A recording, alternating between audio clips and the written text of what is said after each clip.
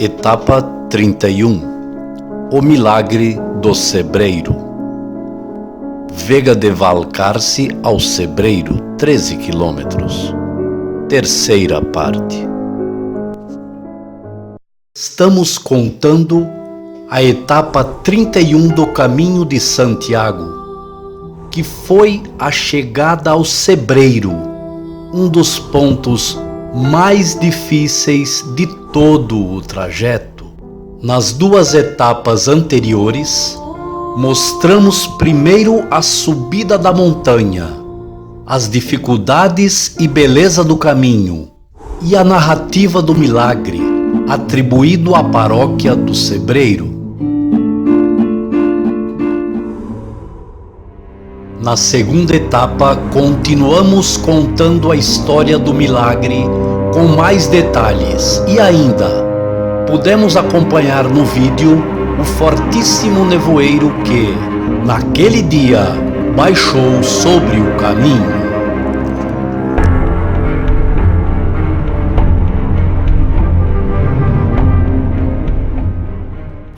Agora, quero contar nesta terceira etapa que, faltando 1,5 km para atingir o topo da montanha, acabei enfrentando, digamos assim, uma das maiores dificuldades vividas durante os 800 quilômetros do caminho.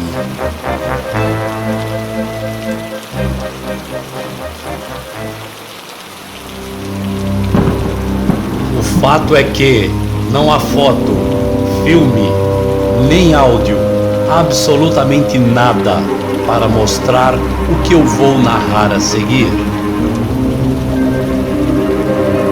Exatamente porque estava preocupadíssimo com minha integridade e absolutamente focado em completar o trecho de 13 quilômetros, que seriam praticamente só de montanha, e chegar ao tão esperado Cebreiro são e salvo. Um nevoeiro muito forte baixou sobre esse peregrino que vos fala. Chuva e vento completavam o cenário. Faltava cerca de 1 quilômetro, um pouco mais, um pouco menos. Na verdade, só via praticamente a mim mesmo poucos metros à frente, para trás e para os lados. A capa de chuva e os óculos embaçados impediam-me de caminhar com maior desenvoltura. Não havia som de quase nada, somente o barulho das passadas e o som da chuva que ecoavam nos meus ouvidos.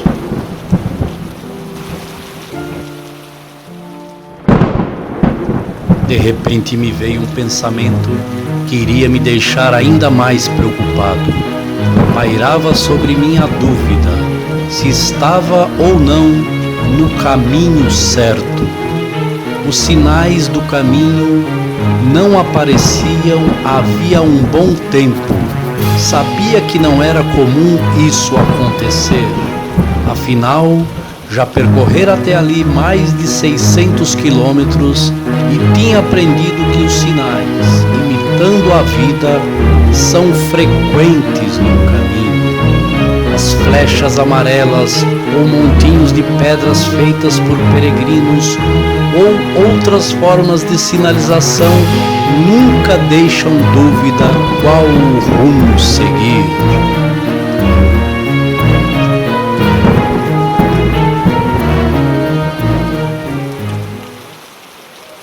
Concluí que provavelmente teria pego uma direção errada e estava perdido na montanha do Cebreiro, totalmente coberto pelas nuvens. Os passos ficavam cada vez mais lentos, a incerteza do rumo correto ia aos poucos me mobilizando. Parei de andar, as mãos estavam molhadas e roxas de frio. Tinha que tomar uma decisão naquele momento: voltar ou seguir em frente. Hesitei por mais alguns momentos, Sabia que não podia ficar parado por muito tempo. Decidi ir em frente, sem nenhuma razão aparente ou qualquer lógica, apenas na intuição, no desejo imenso de chegar, caminhando sobre aquele mar de incerteza.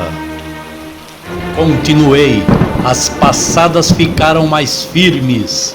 Uma súbita energia me animava. Talvez tenha andado mais 700 metros naquelas condições, quando de repente estava na minha frente uma bifurcação. O caminho da incerteza agora se dividia em dois. Voltar não era mais uma alternativa.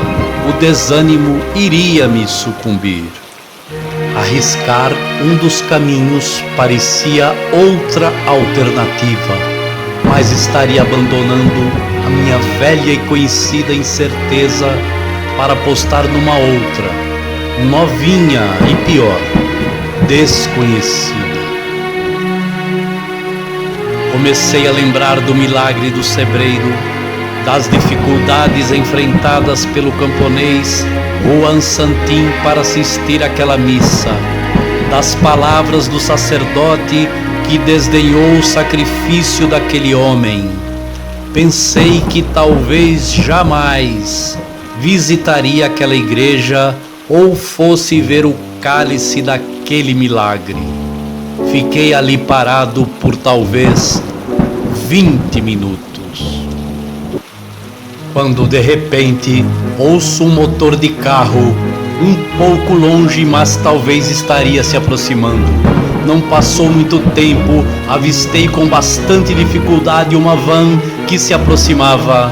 Dentro dela o motorista acenava com as mãos, apontando para um dos caminhos. Em nenhum momento aquele homem deixou transparecer que poderia me conduzir. Passou direto. Em todo o caminho há um grande respeito pela fé e obstinação dos peregrinos, e aquele gesto foi uma prova disso. Fiquei animado, já havia baixado a mochila, voltei a colocá-la nas costas, bastão em punho, percorri aproximadamente mais uns 300 metros e me deparei com a Vila do Sebreiro. Ali, na minha frente, a igreja de Santa Maria. Cheguei ao Sebreiro. As lágrimas vieram. Naquele dia desfrutei do melhor hotel do vilarejo. A 50 metros da igreja, tomei um banho de banheira quentíssimo. Comi e bebi do melhor. Inesquecível. Durante a missa do peregrino, quando o sacerdote perguntou quem falava português, levantei a mão e fui escolhido a fazer a leitura do Evangelho para os peregrinos e outras pessoas presentes. Assistam a seguir as cenas em que li um trecho da missa em português para todos os peregrinos estrangeiros presentes na igreja de Santa Maria Real do Sebreiro.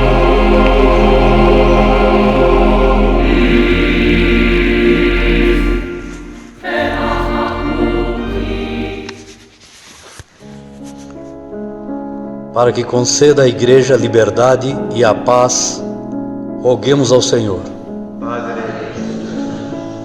Por todos os que governam as nações, para que trabalhem pela paz e justiça, roguemos ao Senhor. Pelos enfermos e por todos os que sofrem, roguemos ao Senhor.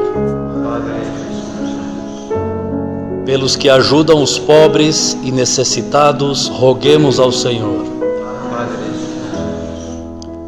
Pelos que estão aqui reunidos e por todos os peregrinos, roguemos ao Senhor.